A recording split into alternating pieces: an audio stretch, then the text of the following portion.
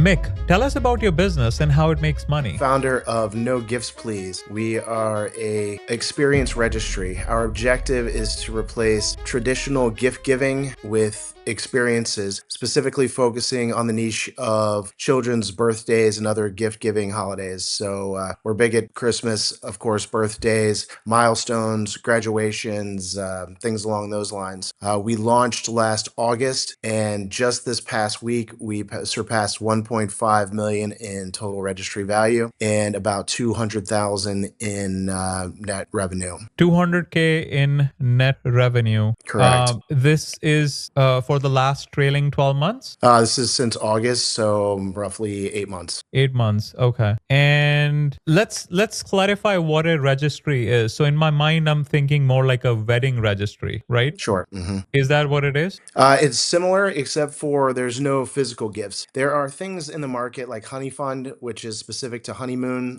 registry, and that does have a experience aspect to it. We typically focus on things like horseback riding lessons, zoo memberships, museum memberships, sports-related trips. We've done family vacations, trips to Disney, trips to Europe. It's really been interesting to see actually the kind of creative experiences that parents have come up with using our system. And so what they do is once they create a membership, they go into our dashboard. Our AI creates the registry for them based on their kids' interests. And then once the registry is created, they're given a unique link. And then that link is attached to their evites, their punch bowl invitations, social media. They get sent out via text to all their friends and family. And then their friends and family can contribute to that specific experience. So I'm trying to understand the customer journey, right? End to end. So someone signs up. Are they signing up? Is it like an invite only platform or anyone can go and sign up? Anyone can go and sign up. Most of our traffic comes from social media. When we first launched, we had a few mom Instagrammers that had huge followings that picked us up. And that got our Instagram off to a quick start and a ton of registries coming in literally overnight.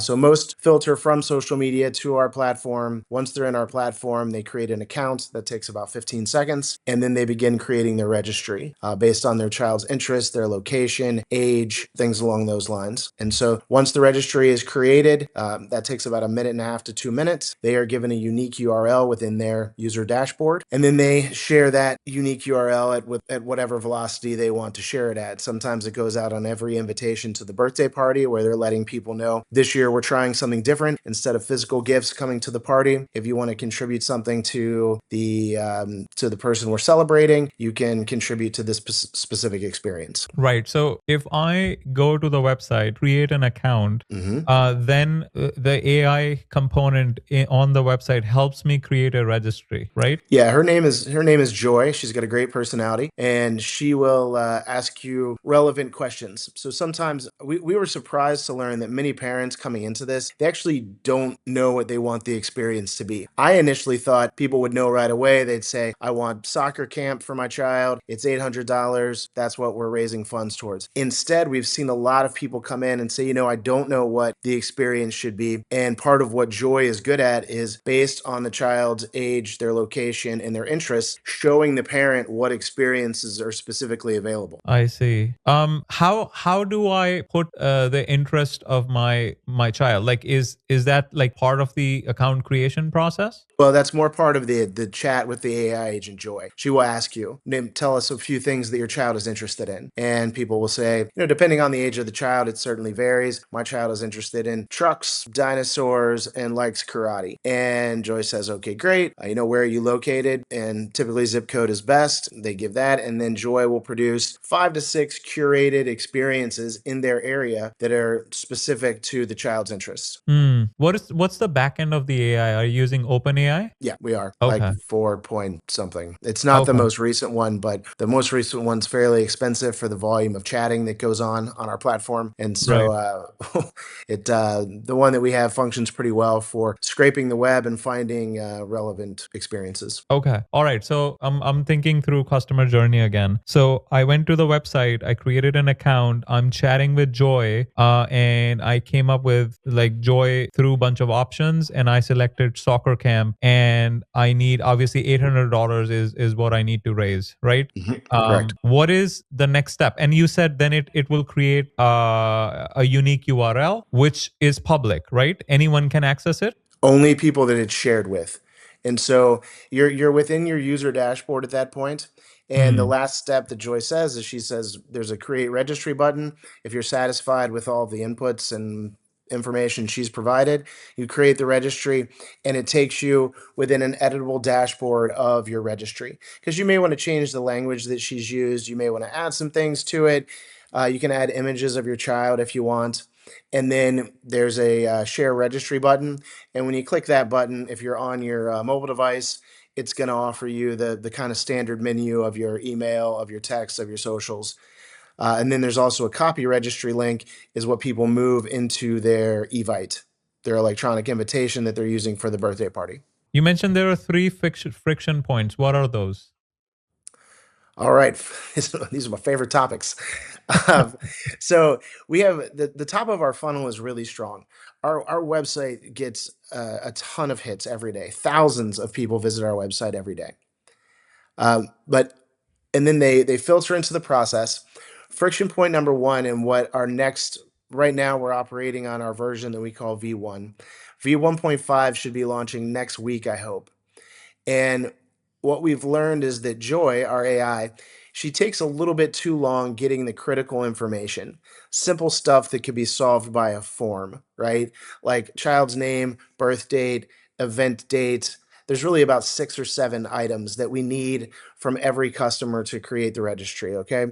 And Mm, AI is not necessary for that. That is form-based information, okay? yeah. And right now we have that tied in to the AI because the intention was to make that as conversational as possible. However, it really just adds more steps. And so the version 1.5 will take them from the form that they fill out with their critical information. And Joy doesn't really join the conversation until we start talking about experiences, because her real skill is finding those sort of relevant curated experiences around Mm. around their interests. And so that's going to help with that situation. So that's friction point number one, is the length of time that you've had to spend with Joy. Have you Friction gotten complaints about it?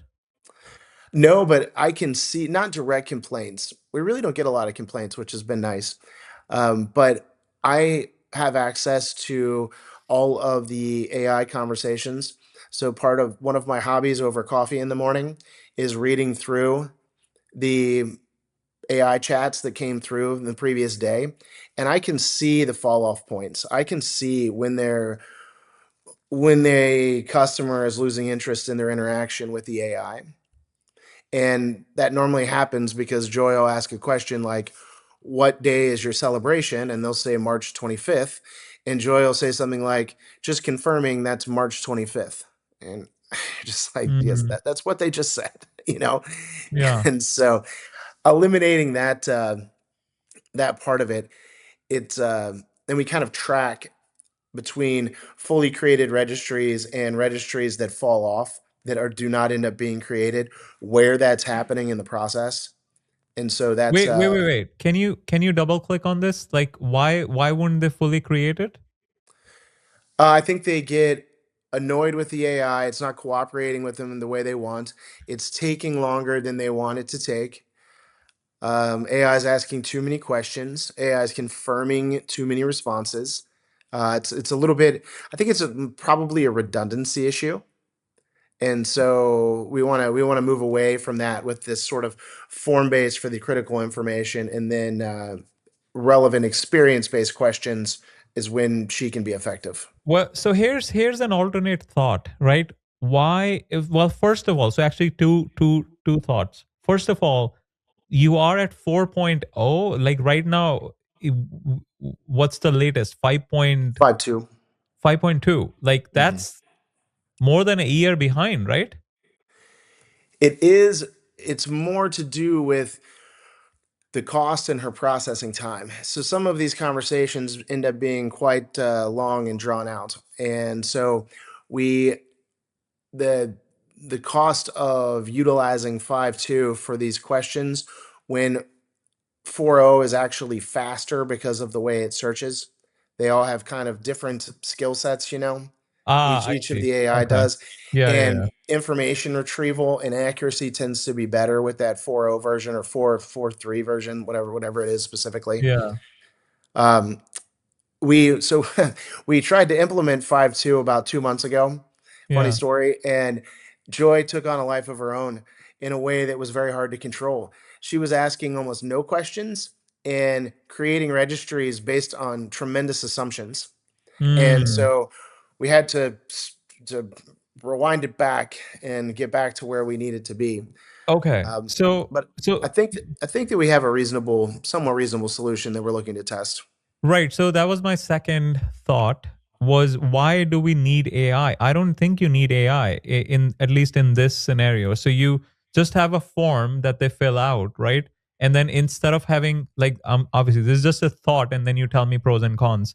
Instead Sure. of having a conversation with AI, why don't you just have like as part of the form they put in like some interests and then when they hit next they get suggestions to pick from and then they pick one or two like it's like a button or like a checkbox thing where you check bunch of options from the suggestions, you know, just like in on Amazon when you buy a product it doesn't go into a conversation with you. It just says, "Oh, you bought this product. Would you like this, and this as well?"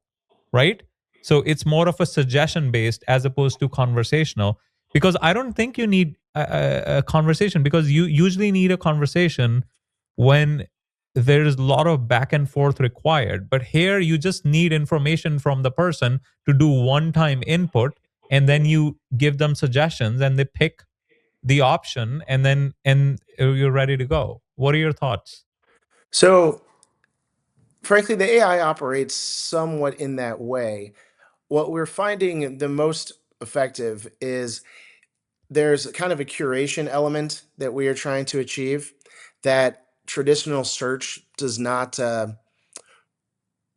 it does is really not helpful in that we end up getting a lot of suggestions that don't match as well as it could if we didn't ask all of the questions related to that activity. So friends, and they're all a little different. So take horseback riding for instance.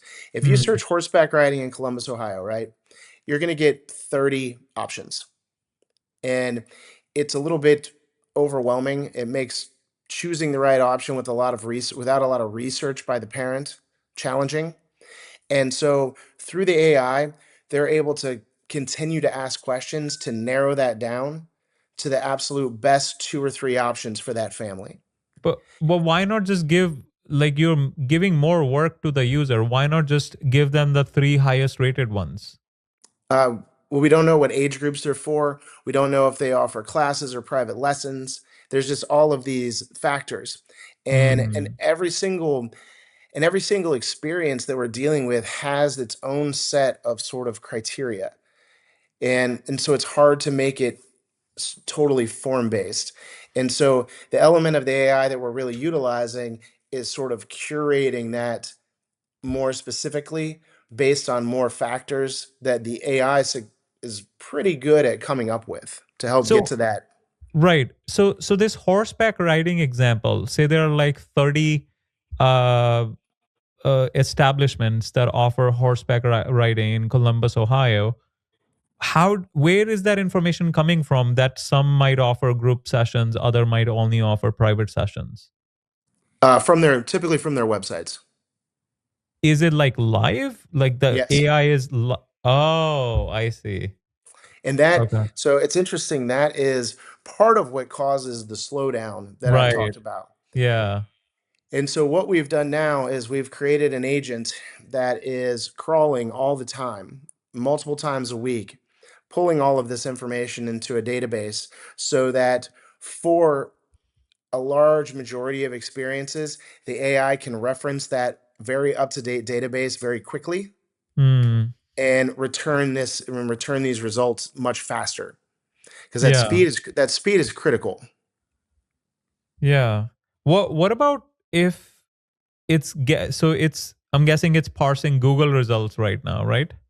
Yes. So what happens if it gets like outdated results? Like if the company's been out of business and the AI is looking at like an outdated website. Does it ever happen that you book something and then it's like doesn't match reality? Not yet. However, and we can talk about this more later, they're not physically booking the experience through our website. We're really trying to get them the most up-to-date information for the registry creation. But if, for instance, they find that when they actually go to book the experience, that some of the information was outdated, they can make adjustments. And Ah, okay. this is also more specifically, we really want to introduce them to experiences they may not have been aware of, may not be aware of that are in their market, that sort of thing. And Hmm. that's what we get some of the most positive feedback on is people will say, we didn't even know that was an opportunity. We didn't know that existed. Hmm. And it was, found through our process. And so that's created some sort of more unique opportunities for people. I see. So it's more exploratory, right? Where people are, as they talk to the AI, they find, oh, I didn't know this existed. Let me, you know, uh, let me try that experience. So when they select that experience, it's not booking anything. It's just like saying, all right, so this is part of the registry. Is it like one experience per registry, or can you have like multiple? Many people have multiple. So it Okay. depends. If it's a Disney trip, a lot of times it's like singular experience. They're trying to raise $8,000. That's a one thing. Some people will go as far as breaking it down into parts of the experience. This is for airfare. This is for lodging. This is for the experience, so on and so forth. When they're more local experiences, people tend to select 3 to 5 experiences on the registry. And I think those registries tend to do better because when you're a contributor on the other side of things and you get the registry link, you may have more inclination to contribute to one over another, right? The Yeah. registries that I think are the weakest that tend to not do as well are the ones that are just like a general fund. We're just raising money for experiences throughout the year. Hmm. Those do not tend to drive as much contribution level. Yeah. What happens if a registry is partially funded? But Like they just it never completes the $800 goal. the funds are still transferred to the host. Oh, they are. So if Yes. if it only say $800 soccer camp, we four friends contribute or four family friends contribute $400. It Mhm, never reaches the $800 goal. mhm. The host will still get $400. Correct. Hmm. And you're charging like a processing fee. How are you making money? Our platform fee is 10%. 10% of the goal. Yes. 10% of all contributions. Oh, okay. So if they raised 400, you get $40. You got it. Okay. I see. So how are you thinking of solving this friction point? So you mentioned you're going to split it into two phases. First phase will be like a static form. So you Yes. get all that information up front and then Mhm. you feed it to AI all at once. And Yes. then the conversation starts. So Yes. more like a exploratory experience, which is a plus for your platform because it's like a unique thing. And Yeah, and I think also I'll get yeah. back to why that's important. But so after you do the form, you're taken to a screen that just has 2 blocks on it. One option is I have an experience in mind, and the other option essentially says I'd like to find an experience. So if they have an experience in mind, they click that, type in their experience, it correlates it with the actual experience if it can be found. Otherwise, it creates a kind of a generic contribution box that says horseback riding classes, 4 weeks, whatever the situation is that the person has typed in. The other option is going down the more exploratory route, and that's when it kind of extends the process. But I really wanted to create a way for people that knew what they wanted to get from landing on our website to a created registry in about 90 seconds. That was kind of the whole goal. Right. So if someone knows what they want, like if I want my kid wants to go to this specific establishment for the horseback riding experience, then I don't even need to talk to the AI, right? I can just fill in because I already know the information I want, right? Right. The only thing she's going to do is if you put in COSI, she's going to pull some relevant details about COSI to build out the registry in a more sort of in a more professional way, so that when people see a registry, it doesn't just say COSI and then $300 next to it. It'll say COSI Museum of Science, and it has a little tiny blurb about what COSI is. She just adds some extra stuff to it, but it's all about trying to generate more contribution, essentially. But that problem you can solve. Like I think you brought it up before, where you have a crawler that's Mhm. actively crawling, right, every Yes. 24 hours. So you have Mhm. a local database of all possible establishments in that city, and then you don't even need to invoke the AI, because every time you're invoking AI, you're incurring costs, Yes. right? You're incurring a small risk that the AI may give them wrong information, and more importantly, it's the you're extending the time delay, right? So that's like negatively impacting user experience, right? Correct. Okay, Yes, that's so what do you correct. think? Let's just, if they know what they want, we'll just pull from the local database instead of going through AI. Correct. That pull will happen automatically once the database is created. The other, I think, sort of challenge is that being that we're a national brand, it's a lot of markets to cover and it's a lot of experiences to cover. Hmm. And so there will be an element of this is not in the database because this zip code hasn't been crawled yet. And so we'll pull that. That'll come directly from the web. But if I can reduce this time from, for the vast majority of customers, we're most popular in coastal cities. We're most popular in sort of more, more forward cities. I think that we're going to hit those first and build out that database so that information is coming over as fast as possible. Here's a revenue generating idea for you. um, you go to all the popular establishments, which you have all this data now, right? So you look at your analytics and say, all right, so in the last year, this establishment has gotten, say, 180 uh, hits because they were added to a registry, right? So you can go to that establishment and say, look, I'm bringing you so much traffic, right? If you give me some form of a kickback, like an affiliate relationship, then I can add your establishment as like a featured in the featured section of your website. What do you think of that? Absolutely. So we're building out our what we call our marketplace right now, and it's just for those relationships. It's Okay. for so we 2 weeks ago we met with Great Wolf Lodge. They're very popular. Are you familiar with Great Wolf Lodge? No, no, tell me. They're like a national indoor water park brand. Hmm. And so I think they have 30-ish locations spread all across the US. They're a destination and they're really popular for kids' experiences. And so we have local partners in different areas, but they're our first sort of national conversation. And I'm going to kind of pull back the curtain here and share what we've been talking about with them. But what's interesting is that when people are using the experiential side of Joy, when they're asking for her to find things that might be interesting, we can, when it's appropriate based on age and interest and location, we can move Great Wolf Lodge to the top of that recommendation. And this is a Hmm. really important decision point for the customer because there's no competition. They're not looking at a bunch of different amusement parks to go to.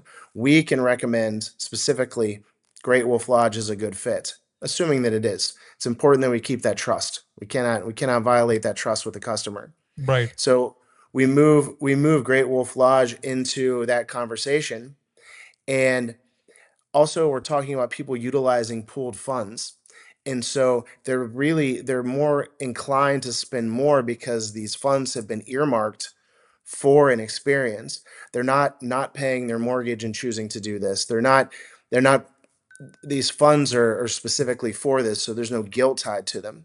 So that allows for not only having a nice experience, but add-ons and different things within this experience that these funds can be earmarked for.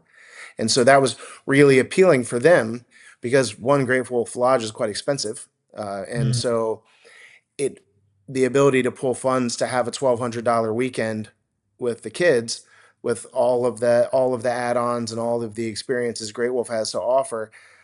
They really were interested in meeting the customer at that point in the decision process. Wait, I don't understand. Can you explain what is pooled funds and how is it helping? Because the registry is essentially pooled funds. These aren't coming out of the person's bank account. These funds are Right, coming right. from the network, right? From their Yeah, network of friends and yeah, family. yeah. There's intention behind them that they're for this experience, Right, and there's no guilt associated with spending these funds on this experience, right? right. Yeah. And so people are comfortable with spending more than they normally would Ah, on a given psychologically. experience. Okay. Psychologically, Right, right, right, they're right, right. they're very Okay. comfortable with it.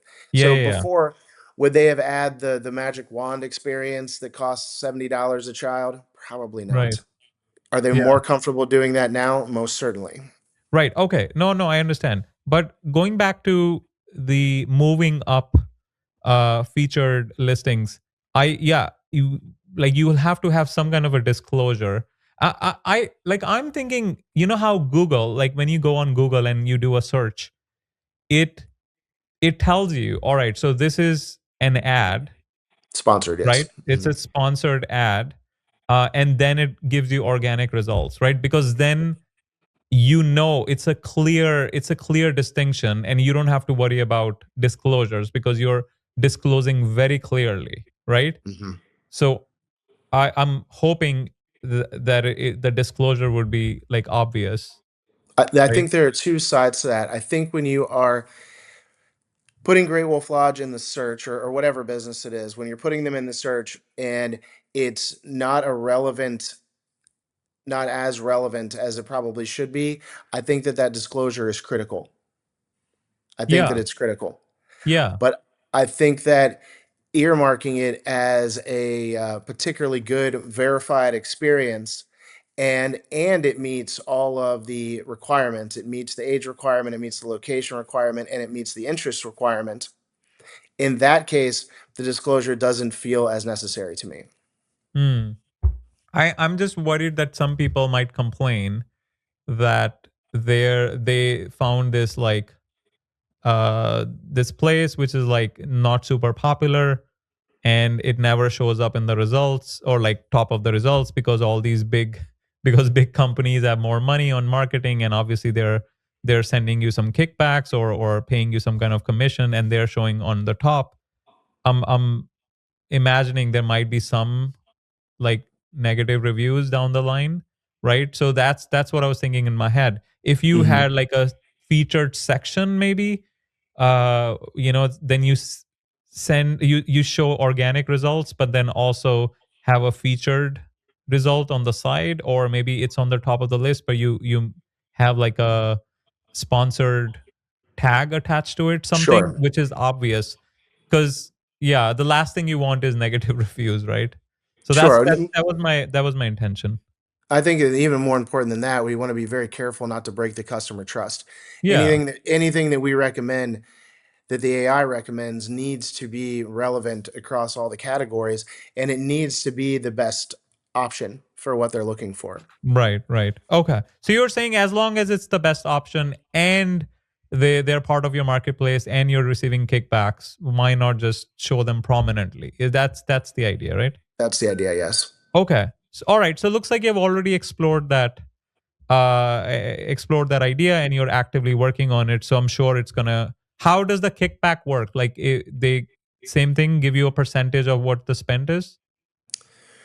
So there are a couple of different options. There's rev share, which would be the kickback from whatever they spend, and then there's ad revenue, which is more applicable to sort of the sponsored idea that you Right. were talking about. Yeah. And so we're really still flushing that out. We don't have rev share or ad revenue at this point, Right. and they're very generously working with us to figure out what's going to work best because it's easy for we can create the internal link and move them into when the registry closes, move them into the experience provider's ecosystem. However, it's also easy for a customer just to open up Google and type in the experience and go Yeah. and book it and go book it Yeah. independently, right? Right. And so we're still trying to flush out how that works best. Okay, so I'll give you an idea, Sure. which is not my idea. This is my previous guest's idea, who Oh, is like cool. who's worth like more than $100 million. So Mark, previous episode, you should check that out. Hmm. He's been running an agency for CPG products for like gazillion years, like 50 plus years. You know, net worth like ridiculous amount, nine figures. um, and I asked him, how does your business works? Tell me, like, what's the secret sauce? How are you so successful? So their secret sauce is when the customer comes in, right, to market their CPG product, Hmm. um, they don't pay him anything. They pay him $0, Okay. right? And Mark has built-in connections with like hundreds and hundreds of customers in the US with like Walmart, CVS's, Targets, right? All these big companies. So he uses his connection to hook them up, right? So he gets paid by these big retailers like Walmart pays them like a kickback, and they'll send him to they'll send people to Fox News for like an ad on their TV channel, right? Fox News will or Fox Entertainment, whatever. Fox will pay them like a 2% kickback, right? So he all his Hmm. money is being made via kickbacks, and he charges $0 to his customer. So if we were to borrow that model for your business, how would it look like, right? Person signs up, right? Hmm. To the registry. They or they create the registry. They book with all these establishments, and they don't have to pay you anything. That that You would be make the all the most money, right? that would be the most ideal scenario. How does he manage the getting attribution from these big retailers? How do they know the product came from him? Or how do they know that the customer came from him? Well, that's easy, right? That's just, a pre-existing relationship where they will create like a custom URL for you. So you just have like some tags in the URL so they know it came from Mick, right? That's the technical No, uh no, sure. We've managed that. That part's fine. It's all, yeah. but it's also preventing customers from exiting that loop and simply just going to Target and finding the product. Like going through the Target website and finding the product, not finding that attributed canonical URL to go through, right? That's what we're trying to figure out our sort of way around. No, but why would they go directly to Target? Because they cannot raise money on Target, right? Right, right, right. So let's say they've raised their funds, right, for this particular Or they experience. already raised. Yes. Okay. They've raised their funds. The registry closes. Funds are transferred to their account, and then from there, ideally, they follow our link to the experience and pay that way, so it's attributed to their experience. Oh. But sometimes people leave our ecosystem, Right, go right, right, right. into, understand what I'm No, saying? no, no. That's a workflow issue. That's not a Mhm. client problem. So No, no, I know. you have to tie in the process before they even pay you. So the end establishment needs to be aware that this money is coming, right? Yes. Just like how does like Amazon, right? People there, they have like affiliate URLs, right? So Hmm. if you ever seen like a big YouTuber's YouTube video and you looked at their description, it will have like an Amazon affiliate link, right? Now Hmm. if I click that affiliate link, it creates a cookie on like a local browser on my Hmm. side, and in the next 24 hours anything I'm buying from Amazon, that creator is getting a commission. Doesn't matter if I bought what they were promoting or not. If I bought shampoo for myself, they got a commission on it because it's like a Oh, interesting. 24-hour active. So it's you have to create a relationship like that. Unrelated to the product? Yeah, unrelated to the product because that's how the commission link was set up. Like, yeah, obviously I don't know the every inside out, but that's my understanding of how that works. So you have Interesting. to, yeah, so you have to have some sort of a pre-existing relationship where Mhm. they know if either they come through your link or even if they go directly, they have some kind of like a local cookie that's letting the end website know that they came from Mix website, right? Sure. No Yeah. gifts please website, because it will have that, how, okay, another more relevant example. You know how you are browsing something on the internet, say headphones, and now you exit the website, you're like, Yes. I'll buy it later, and then you go to Facebook and then their ads start Oh following my, you, of right? course. Right, so that's exactly what you have to do. So because they that information is stored in your local browser's cookie, and now the cookie is stored locally. So when you go to the new website or facebook.com reads from that cookie, right? So it knows, oh, I see, Mick was looking at Bose headphones, right? So I'm going to show, Mhm. right, Yeah. those ads to you. So yeah, something like that, where they already know. So it's more of a technical workflow problem. And of course, you'll have to have one person like dedicated in your company who's like building these pre-existing relationships with all those big retailers, Yeah. right? Agreed. And even it's even maybe more complex than big retailers since we don't do physical items. It's building it with the big experience Right, providers, right, right. Yeah. and then honestly, and also building it with a lot of the mom and pop experience providers as well, and that's our biggest one of our bigger pain points as far as outreach is concerned. On the marketplace dashboard that we're building, people can come in, verify their accounts, get the experience providers will have the ability to have a free account and then verify a lot of information. And I'm hoping at that point, that's when that connection is created. Right. That point where we then get attributed for the guests that we send to their Yeah. experience. So if it is a mom and pop establishment, then you have to have more like a manual, because Mhm. then they might not have that cookie tracking system on their site. So No maybe question. then, yeah, then have like Yeah. maybe an automated email goes out to them, like letting them know, oh, by the way, Abby's kids just booked this registry, they'll be coming to you, they booked for this date, they'll be coming for this experience. So you let them know beforehand, so they have this information. So even if I decide, oh yeah, you know what, I'll just book it myself, they already have that information and they're like, oh, I see, Mick already sent it. So they Yeah. kind of like do checks and balances and they put these two pieces together, Yeah. right? Because then, Mhm. and if you also have a person who's dedicated to making sure that these get paid out, they can have these, like a 30-day checks and balances or reconciliation, where like, oh, we sent Abhi's information, but we never got the payment back. So why was it missed, right? So you can have like checks and balances, reconciliation in place to Mhm. collect all those monies as well. I mean, it will become tedious as you grow and the dollar amounts become less and less for you to chase after. But at least having, for the big dollar amounts, having like a dedicated person who's doing manual follow-ups will be more than worth it. I agree. And we look at the mom and pop shops as more of a marketing sort of venue for us as well. Even even if the ad rev and rev share is primarily coming from national brands, um, we may just ask them in exchange for being a part of our marketplace to include us on their website as a way to, Hmm. you know what I'm saying, raise funds for their experience for their guests.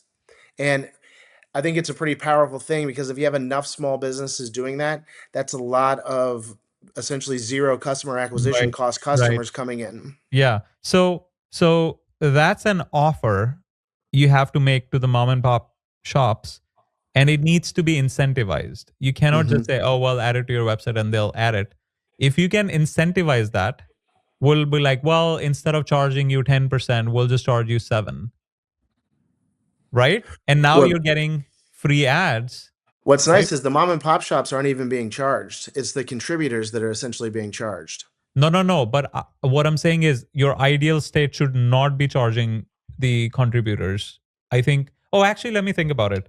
Because It's the our goal is to contributors. never charge. We never want to charge the host. We never want to charge Hmm. the registry creator. I see. I see. Yeah, I actually take that back because you're not charging the host. You're charging the contributors, and the Hmm. contributor is they're just thinking about providing a good experience for the host's children. And they're Uh, also looking at it. They're looking at a lot smaller sums of money typically. If someone's giving $50 and the fee is 5, they're like, okay, do they whatever. know? Like, do they find out when they're paying or Yeah, afterwards or? when they're paying, it's part of it's itemized right there on the contribution page. Okay. Have you had any kickbacks there? Or sorry, as any negative uh like complaints that that's too high or anything? Not so far, and it is high. It is high by comparison. The general market rate is about 7% on these sorts of fees. We've looked at a couple of different avenues. We looked at the way GoFundMe works, where it's free and you can offer a tip essentially to the platform, where you just tack on some money if you feel like it. So we looked Hmm. at that. We tested that briefly. That was not well received, because I don't know if it's because of the type of Yeah, fundraising that we're doing or what. I don't know, but that wasn't well received. but no one left any tips. Well, we just got feedback from people like this tip thing is stupid. Yeah. Like, And so, so no one left it. No, it was, or did you test it out or? oh, we tested it out, yeah, and it would. So the way we used a similar system to what GoFundMe used, where it would essentially was a 10% tip. It had the dollar amount on there, and people would contribute it. And so if you were contributing $50, the reason this kind of worked oddly is then all of a sudden your total was $55, right? Oh, I see. I see. Yeah. Not well Yeah, yeah, received. yeah. It's not gonna As do well. I can as tell you that. opposed as opposed to the current system where if you contribute $50, your total is just 50, Right. but the Yeah. host is getting 45. Right. I mean, yeah, because they're like, well, I did my part, and the Yeah, host is choosing to use this website, so it's not on me. Okay. right. Yeah. Okay. Yeah, that's fine. Okay. So, yeah, I think that model works. We shouldn't mess with that. We should look at additional revenue generating avenues, right? So you can scale faster, which will be talking to these shops and establishments to Well, see if they, right? I don't want to run out of time. I don't know how much time we have, but the biggest problem that we're working on right now that I would like your feedback on. Yeah, yeah, Okay. yeah. Go ahead. The biggest point of fall off is the process right now is, you create your registry and you get this unique URL. Hmm. The sharing of the URL from our platform into the Evite is the biggest challenge. That friction point is it doesn't sound like it should be much, but people either create the registry and then a few days later create the Evite and forget to move the URL over into the Evite. Hmm. And I guess the to summarize, the biggest friction point is the sharing process. We're not successful if registries don't get shared. If that URL doesn't get shared, we have problems, right? Okay. Why And why don't so you make it part of as they hit create, before they even hit create registry, have like the sharing, like the input. Would you like to share it with, this website, this website, this website, or like Evite, I'm guessing is one of the options, and they check mhm. it and then they hit create registry and it automatically does it. Why are you creating an additional step after? Because that connection between us and Evite is very complicated.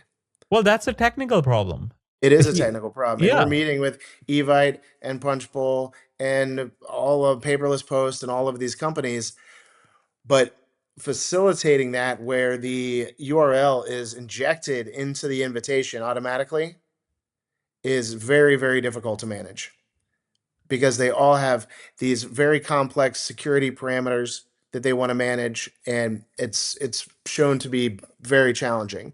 Yeah. So, I mean, at the end of the day, it's an API on their side, and you need to call that API with the right parameters, right? So, I mhm. mean, I don't think you should be thinking of solving this problem anything other than technically. Like, I don't think you should try to solve this. Oh, I can have the host or the guest do an additional step. I think that will be a wrong way of solving it. It is a technical problem. It needs to be solved technically, and that step needs to happen before the push create. I don't think you should even think about anything else because it's just gonna add more friction.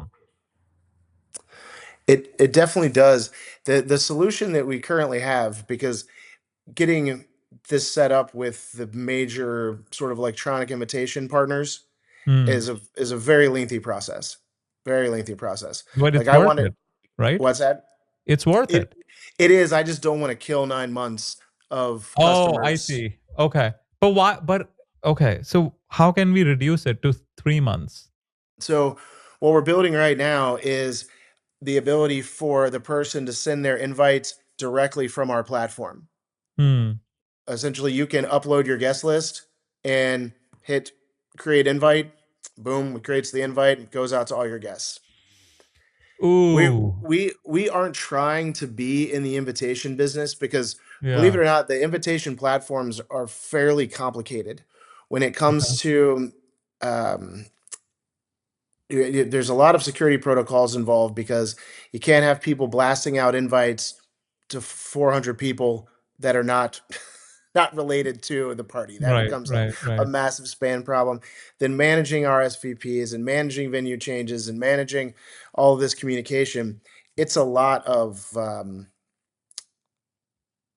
time. It's probably a whole at least junior dev person. It's just a lot to go on there.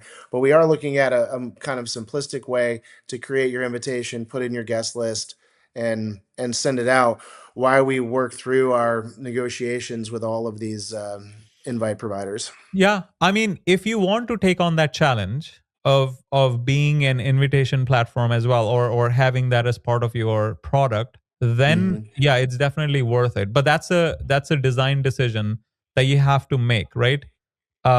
Because if I mean, ideally, you want to keep all the variables under your control because the more variables you control, the you know the There better is something the to be better said for that. Hmm. yeah, the better outcome you can control for your users.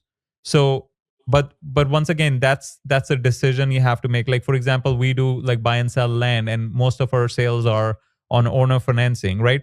So we had to make a decision whether do we want to handle the owner financing loan terms like and servicing of it in house, or should we just just get a software and a company and have them manage it, right? So we made that decision. We don't want to tackle that problem. They're like compliance Hmm. things, they're like legal things, so we just happily pay our service provider to handle all of that, right? And it is not cheap, but we're like totally happy with not taking on that risk. So that's the decision you have to make. um I think since it is part of the critical, like it is the critical path, because as you mentioned, if the registries don't get shared, you don't make money, right? Hmm. So yeah, so that's a critical decision. Ideally you would want to own that infrastructure in house because then you're controlling all the variables, as I mentioned earlier. But then it comes down to how complex does it make your existing technical infrastructure, and do you have the resources to create a streamlined experience in house that matches Evite's or whatever software's experience, because they cannot, it needs to be at the same level, right? It does. It at least needs to be functionally similar. Right. Um, I think it does. I don't know if we do yet, to be totally honest. So I started down the path with the invitation platform companies about 45 days ago, and it there's plenty of interest. It's just getting on their development list and what quarter that's going to happen in, is what the lift is, and it's just there's so many factors, so many teams, because they're reasonably large companies. And I think in the meantime, we're at least going to create a way to effectively share the registry link without the copy and paste process that currently exists. Hmm. I think that that's necessary. Have you done a test to see if people are willing to upload their list right on your No Gift Please website? No, we don't know yet. Well, why don't you do like a small test I and mean, give them, that's the plan. That's what we're working on implementing right yeah, now. like give them a gift card or something, like, oh, here's a $20 gift card. Would you like to participate in our beta version of invites? And then Hmm. like if even if something goes wrong or it sucks, then you'll be like, well, here's your $20 gift card, don't blame us, Right. Sorry. kind of Sorry. We're thing. still working through it. We're still working on it, right? Uh, Yeah, that's how I would do it. um Tell me about your, do you have any other friction points you just want to discuss, or should I get into like things that I didn't cover? um, I think that those are the main points. The leak at the sharing is probably the biggest one, but I think that that pretty well covers the vast majority of friction that we see. Okay, tell me about your customer success process, because um I want to see how the communication between your team, your company, and the super users of the platform. Are you Hmm. like getting them on a call? Are you like incentivizing them to give you like feedback? Like, tell me about the customer success and how you're thinking about it. Well, right now, because we're fairly small, I'm able to be a big part of that. I send a personal email that I write myself with the point that every registry closes. And don't get me wrong, I know that a lot of this can be automated, but it's one of the few, well, I guess one of the many pleasures of my day is communicating with them. I take a quick look at the registry, see who their child was, see how much they raised, see what the experience was, and I just let them know that I'm grateful for them using No Gifts Please. That we hope that Susie enjoys the aquarium this year, and if they had any feedback for us on their experience, we'd love to hear it. And if they have anyone that might be interested in, they think would be a good fit for No Gifts Please, to share it with them. And Yeah. I get a response a pretty good amount of the time, really. So, all right, Mick, you totally miscalculated how I was going to respond to this, because I don't think it should be automated. I think it should be even more personal. It should be a Loom video, or like a video That's a good message. idea. Yeah, because then you, first of all, it's going to increase your response rate, because how often do you get a video message from a founder, right? Rarely. You're Yeah. gonna introduce, Mick, I'm the founder of this. We're still new at this. I thank you so much for using our platform. I was really hoping to get some feedback from you. You want to jump on a quick call, or here's my Calendly link. Please book a Hmm. call, and incentivize it. And I'm like, well, Yeah. I'll happy to give you some credits. If you can give me feedback, right? Because that talking to customers, like I talk about in my book, talking to customers is the fastest way to scale, because they will tell you the exact problems and friction points. Right now, you gave me a list of friction points that you think they have, right? But when you talk to them, it might be a completely different list. You have That's no true. idea. You have no idea, right? Because you're thinking as an owner and you're making assumptions. But when you talk to people, when you actually talk to your customers, good things happen, right? That's like the Hmm. best time you can spend as a founder. Like, obviously, not taking away from your CEO activities, but on the customer success side, because then you'll get some golden nuggets and you wouldn't even know, oh, this was a friction point, right? Maybe Yeah, AI. I think that that's good. Yeah, because on the AI side, it's totally possible that maybe people don't even like AI. They're like, well, can we simplify it? Can we just make it a form? Like, just like you came to that conclusion. they might be like, well, actually, well, how can you give me an option? I don't even want to talk to AI. I just want to fill out a form, and you just suggest whatever you think is the best. Like give like that's how I would do it. By the way, if I'm a user of your website, I don't, because I hate it when people force me to talk to an AI, because I know AI Sure. is, it's artificial. I don't have time. I just want to book something horseback riding. I don't care which one. Just pick the best rated one in because that's how I do it manually. Right? Like Hmm. right now I don't have a lot of time, right? So I would just go to Yelp. I'm going to type in horseback riding, pick the best rated one and just select that, right? So if I'm doing that manually, why is that not an option on the website? You'll be like, do you want us to pick the best experience, best rated horseback experience? You mentioned horseback riding. Do you want me to pick the best horseback riding experience in this city, highest rated? Yes, no, right? They say yes. All right, it's booked with this company. It has 2,000 5-star reviews, and I'm pretty certain you're going to have a good experience. And here are the details. Click this button to submit your registry and finalize it, kind of thing, Sure. right? Because then Yep. because you were thinking, oh, 90 seconds. You brought it down to 7 seconds, Yeah, and I right? think I agree with you on the, especially with the parents that already have an idea of what experience they want to have. You know, Yeah. I think that is a useful and probably easiest path. Um, and I think that it will streamline that direction. It doesn't need to be more complicated unless they're trying to figure out what would be an appropriate experience for their child. Yeah. Yeah, so those were some ideas. Tell me about the capital side of things. So you have 200K coming in last 8 months. Um and what is the goal? We totally skipped this part. What's like a 3-year target revenue? Net revenue, I would like to see us around 5 million or so dollars. Okay. 5 million revenue and 3 years. And how are you raising capital?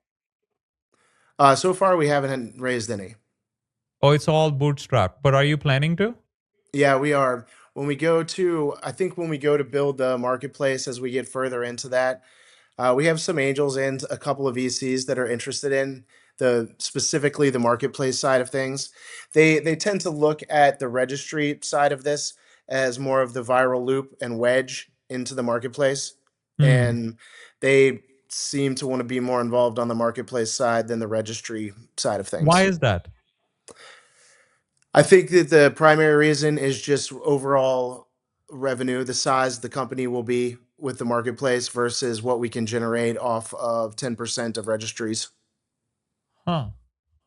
Or do you think it's because of the potential disruption in the marketplace? A bigger company might come in and try to disrupt you?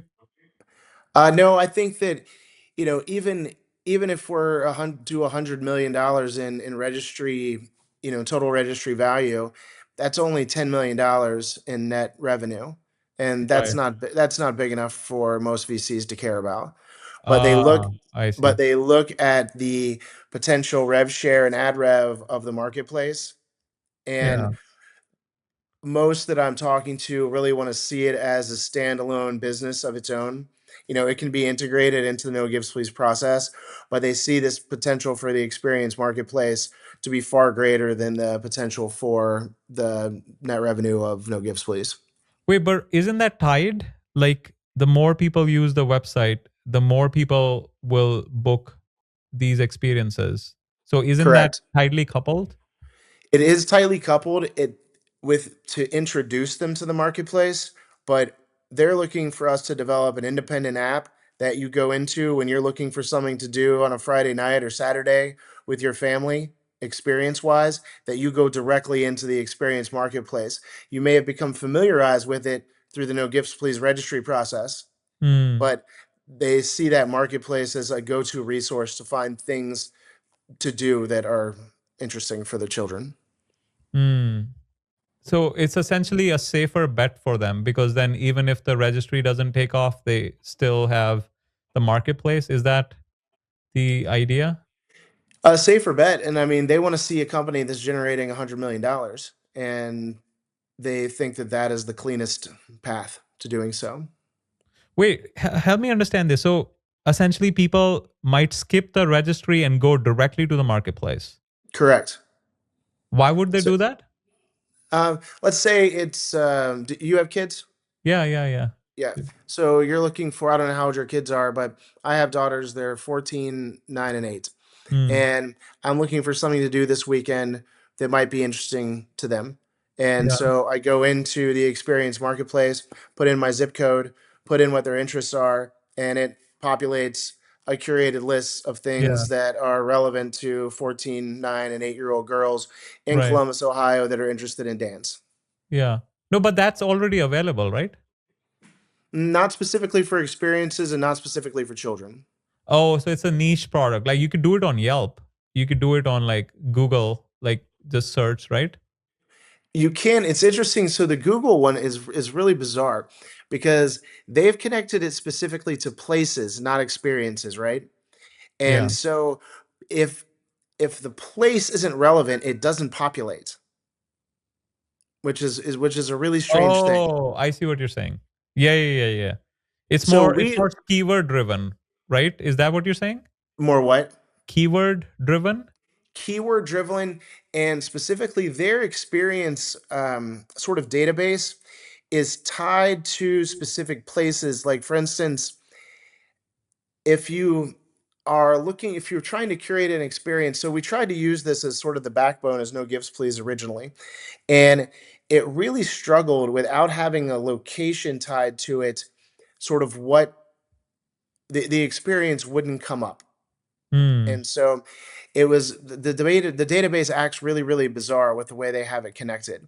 Hmm. And so this is more of a straightforward based on user behavior, what we've learned about your family, curated experiences that are tied specifically to your interests.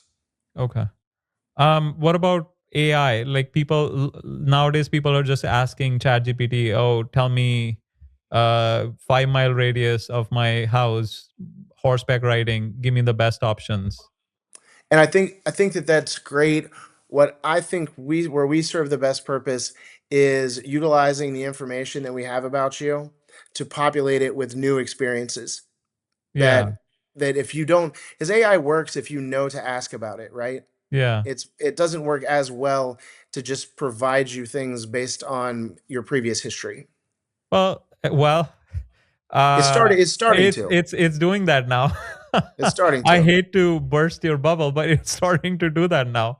Um, and yeah, it is. So it is taking historical chat. So it pretty much knows for the last month what I've chatted with my Chat GPT, and it kind of like uses that. So um, And then I where we foresee the connection going there though is once it's recommended within our No Gifts Please marketplace that you're able to do the full transaction all within No Gifts Please. yeah. That it becomes a singular sort of ecosystem. Yeah.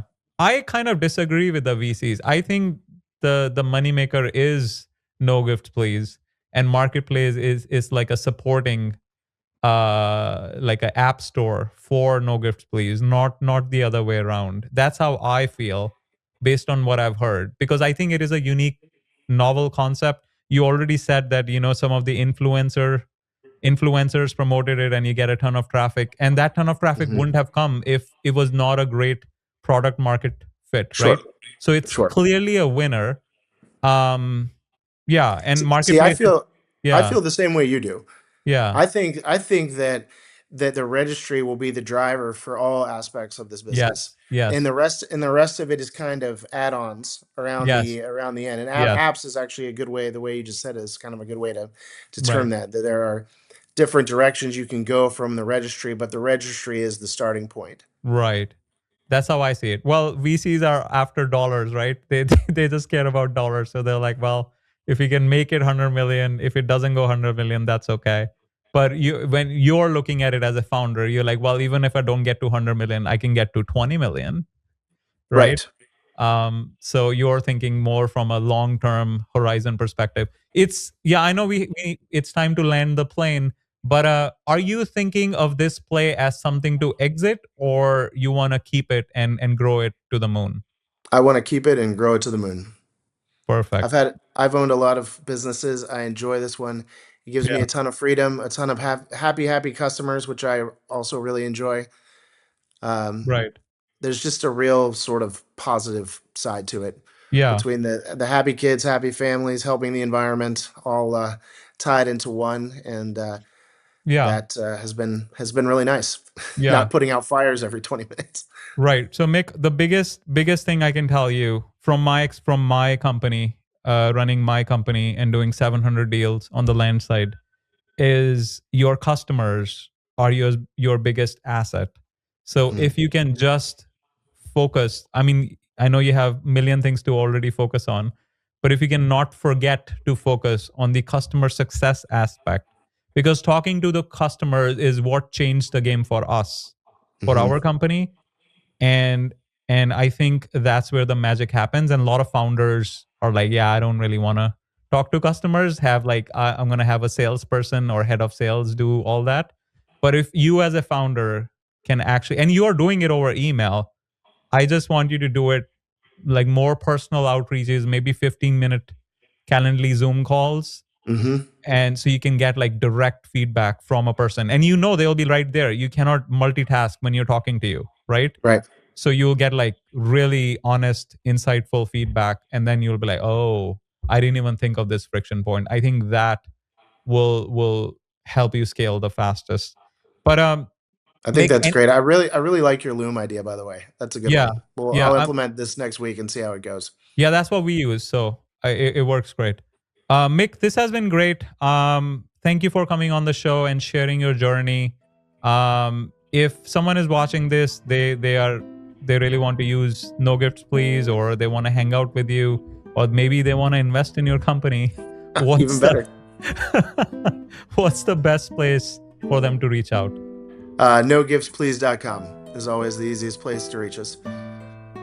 That's all there is to it. If they want to connect with you personally, are you on LinkedIn or any other social media? Yeah, LinkedIn, Mick Foster.